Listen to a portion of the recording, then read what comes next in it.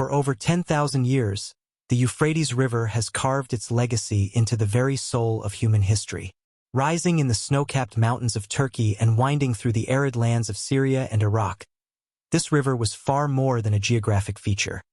It was the beating heart of ancient Mesopotamia, the cradle of civilization. Its waters fed empires, shaped the birth of agriculture, and inspired myths that still echo through time. But today, the mighty Euphrates is shrinking, and as it does, it reveals secrets long buried beneath its bed, secrets that challenge our understanding of history, myth, and the delicate balance between humanity and nature. This river once flowed strong and wide, sustaining cities like Ur, Babylon, and Mari. Along its fertile banks, humans took their first steps toward organized society, planting crops, building temples, and crafting systems of law. The Euphrates wasn't just a river. It was a source of life, a pathway of trade, and a symbol of divine providence. Yet, in our present day, something alarming is unfolding. The waters are receding faster than ever before, not from a single cause, but a web of intertwined forces. The shifting tides of climate change, decades of dam construction in upstream nations, and unsustainable water management practices. As the water pulls back, what it leaves behind is both haunting and magnificent. Submerged cities emerge from the silt, their stone walls whispering tales of long-lost empires. Elaborate ceremonial sites, long hidden under the current, now stand in the sun. And then, there are the caves, mysterious and unsettling. These caverns, some carved with what resemble prison bars, have sparked awe and fear alike. Some claim they are natural, others insist they were deliberately built. Stranger still are the eerie sounds said to echo from within: groans, growls, and the clanking of unseen chains. Such phenomena have stirred ancient prophecies back to life. Religious scholars point to the Bible's book of Revelation, which foretells the Euphrates drying up and releasing for angels bound beneath its waters, beings destined to bring catastrophic judgment. In Islamic tradition, a prophecy warns that the river will vanish to reveal a mountain of gold, igniting war and chaos among those who seek it. Whether one sees these visions as symbolic or literal, they've gained new relevance as nature and scripture seem to converge on the same ancient riverbed. But the Euphrates is not only a river of prophecy, it is a river of history, rich in evidence of our earliest steps toward civilization. In 2003, German archaeologists uncovered a site they believed could be linked to Gilgamesh, the mythical king of Uruk. The Epic of Gilgamesh, one of the world's oldest known pieces of literature, tells the story of a king who sought immortality and found wisdom instead. That his tale, passed down for millennia, might be rooted in real earth and stone, only deepens the river's mystique. Gilgamesh's journey, his friendship, his loss, his yearning to transcend death, is inseparable from the Euphrates landscape. Other discoveries have been no less astonishing. During drought conditions in Iraq, archaeologists uncovered a 3,400-year-old city from the Mitanni Empire. Preserved beneath the river's silts were palaces, granaries, and streets, a testament to a sophisticated society that rivaled ancient Egypt.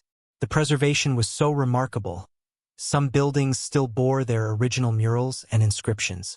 Nearby, networks of tunnels have also come to light, underground passageways linking cities, their walls etched with messages from a time when Sumerian merchants, engineers, and priests walked their length.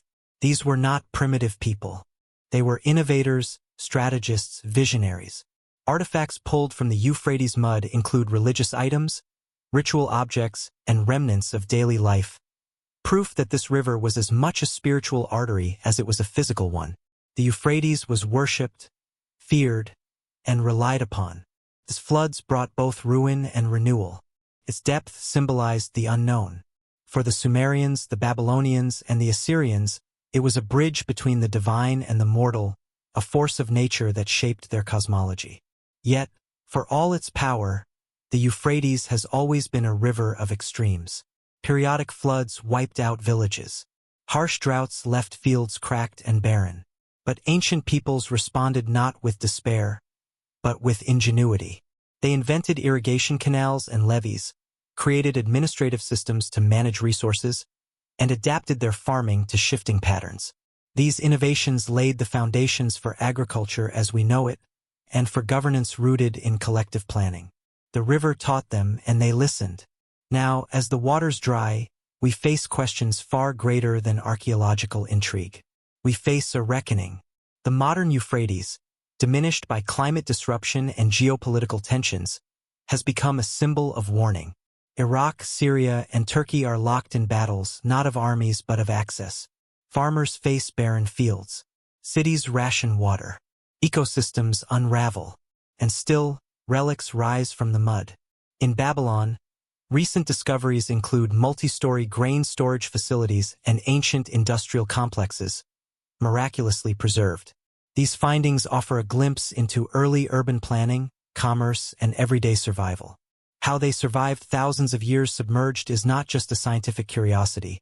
It's a reminder of what we might lose if we fail to preserve the lessons of the past. Even older than the Sumerians, along the Euphrates banks are sites containing tools and bones from early Homo erectus, dating back over 1,000,000 years. These ancestors, who stood upright and mastered fire, made their lives near the same waters that Gilgamesh would later cross in myth. They remind us that the Euphrates has always been there, watching, shaping, sustaining, a witness to our rise from primal beings to empire builders. Today, its story is unfinished. With every inch the river recedes, it opens another chapter. Part history, part mystery, part warning.